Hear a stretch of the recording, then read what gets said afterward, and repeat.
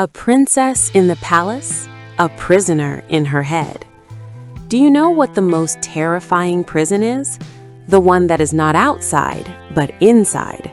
The one whose walls are not made of gold, but of thoughts. This is the story of a princess who lived in the greatest empire in the world, but her real battle was not outside. It was inside, in her own mind. Her name was Ara, Princess Ara, 22 years old. She was the only daughter of a royal family. From the outside, her life was perfect. A palace of gold, 1,000 servants, infinite wealth. People would look at her and say, "How lucky this girl is." But inside, Ara's life was a war. Every morning when she woke up, a voice would whisper in her head, "Something is going to go wrong today." She would look in the mirror and the voice would say, "You're not good enough." She would meet people and the voice whispered, "They are thinking badly of you." At night, when she tried to sleep, the voice would scream, "What will happen tomorrow? What if you fail?" Ara didn't tell anyone, because princesses are not weak. Princesses are not afraid. Princesses are perfect. So Ara learned to smile while she was breaking inside. She went to parties, she laughed, she talked. But at night, in her room, she would sit on the floor and cry for hours. What's wrong with me? Why is everyone else normal? Why am I the only one who thinks so much? One day, the king announced, Ara is to be engaged. The whole palace was happy, but inside Ara, there was a storm. What if I don't make a good wife? What if he doesn't like me? What if I embarrass myself in front of everyone? The thoughts wouldn't stop. The prince arrived. His name was Kyle, the heir to the northern kingdom. Handsome, kind, perfect. At their first meeting, he said, "I've heard a lot about you. You're very smart."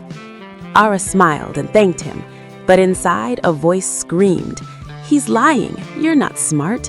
He'll soon find out how useless you are." At dinner, Kyle asked, "Ara, why are you quiet?" Ara quickly replied, "No, I'm perfectly fine."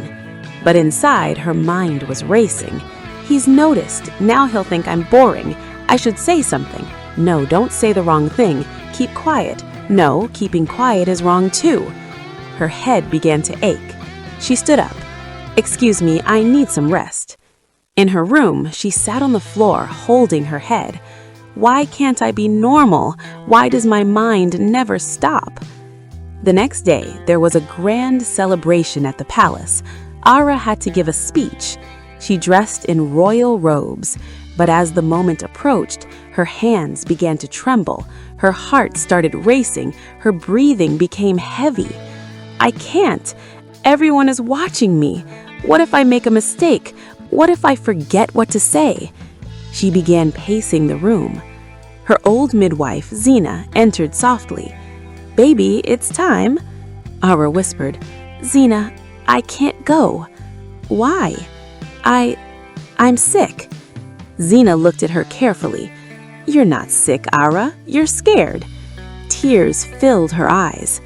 "Zina, there's something wrong with me. I'm always thinking, all the time. My mind never stops." "Since when?" "Always." That night, Ara didn't go to the celebration. She blamed it on sickness. People believed her, but Kyle didn't.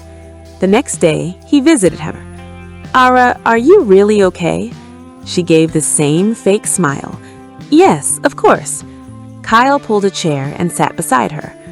"I want to tell you something." "Yes?" "When I was 12, I couldn't leave my room." Ara looked at him shocked. "Why?"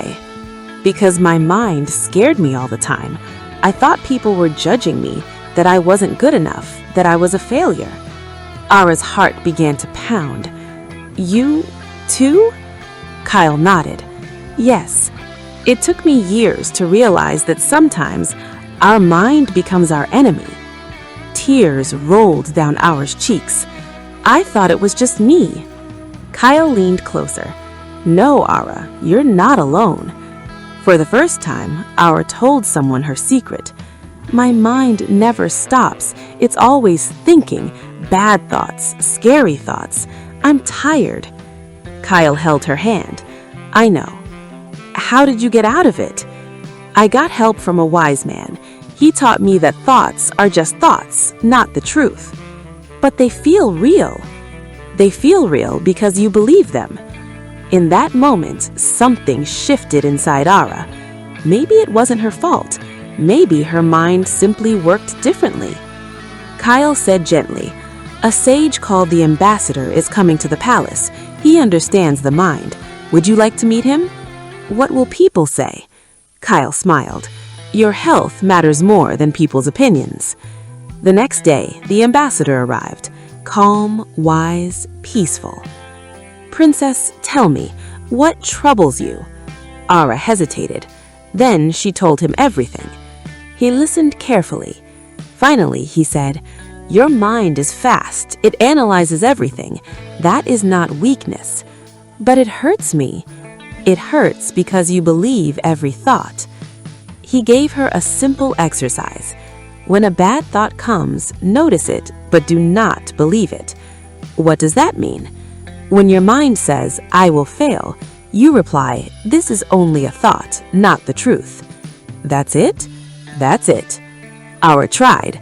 The first day, it was hard. The second day, a little easier. The third day, she felt a difference. The thoughts still came, but they no longer controlled her. A week later, she had to give another speech. As she stepped onto the stage, the thoughts returned. "You will fail." Aura replied silently, "It's just a thought." They will laugh. "It's just a thought." She took a deep breath, and she spoke. Her voice trembled, but she did not stop. When she finished, the hall erupted in applause, and this time, Ara smiled, a real smile, because for the first time, she listened to her heart, not her fear. Months passed. Ara married Kyle. One day, her younger sister asked, "Appa, how are you so happy now? You used to be so sad." Ara smiled gently. "I learned that I am not my thoughts." "What do you mean?" "My mind tells me many things, but I don't believe everything it says." "And that makes a difference?" Ara held her sister's hand. A world of difference. Because the biggest battle is not outside, it is inside. And when you understand your mind, you become free. Now, ask yourself, are you also a princess in a palace, but a prisoner in your mind? Does your mind tell you, "You're not good enough, you will fail, people think badly of you"? Remember, these are just thoughts, not the truth. When a bad thought comes, notice it, but do not believe it. Say, "It's just my mind, it's not the truth." And slowly, the thoughts will weaken, and you will grow stronger. Because you can be a princess in a palace, but being a prisoner in your mind is not your destiny. Today, choose freedom. If this story touched your heart, like, share, and subscribe for more stories that heal from within. See you in the next story. Please subscribe to my channel. It would mean so much to me. Thank you for your support.